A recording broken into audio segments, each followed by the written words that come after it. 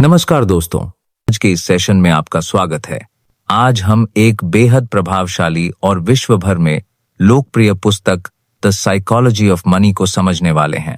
यह किताब बताती है कि पैसे को समझना सिर्फ गणित या रणनीतियों का विषय नहीं है, बल्कि हमारी सोच, व्यवहार और रोजमर्रा के फैसलों का हमारी वित्तीय जिंदगी पर गहरा प्रभाव पड़ता है। इस सेशन में मैं आपको इस पुस्तक के मुख्य पाठ सरल, स्पष्ट और प्रैक्टिकल तरीके से समझाऊंगा, ताकि आप अपने पैसे को और अधिक समझदारी एवं बेहतर ढंग से संभाल सकें। तो चलिए आज का सेशन शुरू करते हैं। लेखक की ये एक लाइन ही सच कहूं तो पूरी किताब का निचोड़ है।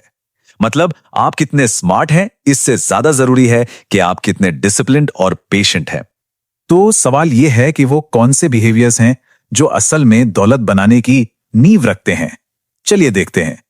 सबसे पहले यह समझना जरूरी है कि पैसे के साथ हमारे रिश्ते की साइकोलॉजिकल फाउंडेशन क्या है, क्योंकि सब कुछ यहीं से शुरू होता है कि हमारा दिमाग काम कैसे करता है।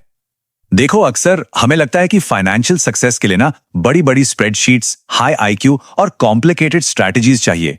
पर सच तो यह है कि धैर्य, विनम्रता और अपने इमोशंस पर कंट्रोल रखना ये कहीं ज्यादा पावरफुल हथियार हैं।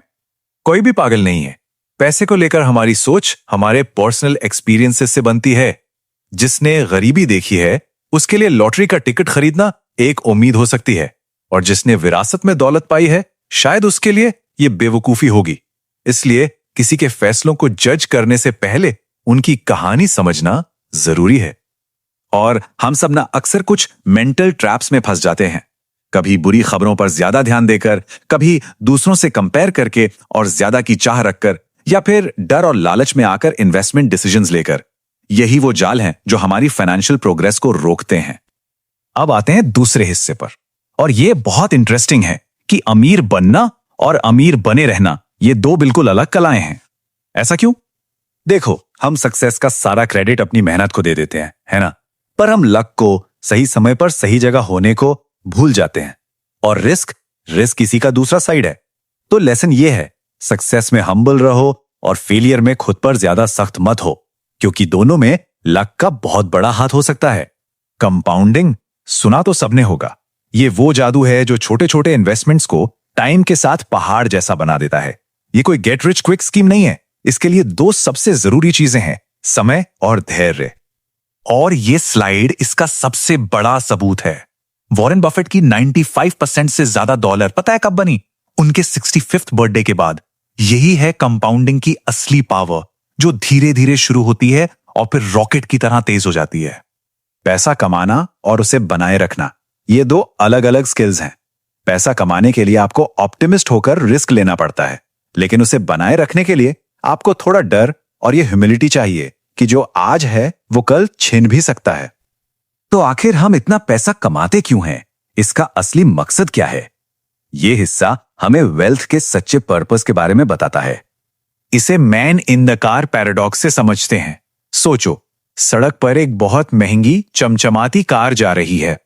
जब हम उसे देखते हैं तो हम ड्राइवर की तारीफ नहीं करते। हम ये नहीं सोचते कि वो कितना सक्सेसफुल या अच्छा इंसान है, बल्कि हम उस कार को अपनी इच्छाओं के लिए एक बेंचमार्क बना लेते हैं। हम सोचने लगते हैं, यार काश ये कार मेरे पास होती तो लोग मुझे कितना कूल समझते। मतलब हम दूसरों की चीजों को देखकर अपने लिए सम्मान चाहते हैं। तो पॉइंट ये है कि असली दौलत वो नहीं जो दिखती है, जैसे महंगी कारें और घर। असली दौलत तो इनविजिबल है, आपके इन्वेस्टमेंट्स, आपकी सेविंग्स, जो आपको भविष्य की आजादी देती है। असल में धन का अल्टीमेट गोल अपने टाइम पर पूरा कंट्रोल पाना है। सच्ची दौलत ये आजादी है कि आप अपनी जिंदगी के फैसले अपनी मर्जी से ले सकें, बिना किसी फाइनेंशियल प्रेशर के। तो इन सभी बातों का निचोड़ क्या है? एक सिंपल एक्शन प्लान क्या हो सकता है? चलिए उसे देखते हैं। यहां 4 सिंपल स्टेप्स हैं। पहला, हम्बल रहो और याद रखो कि लक और रिस्क दोनों मौजूद हैं।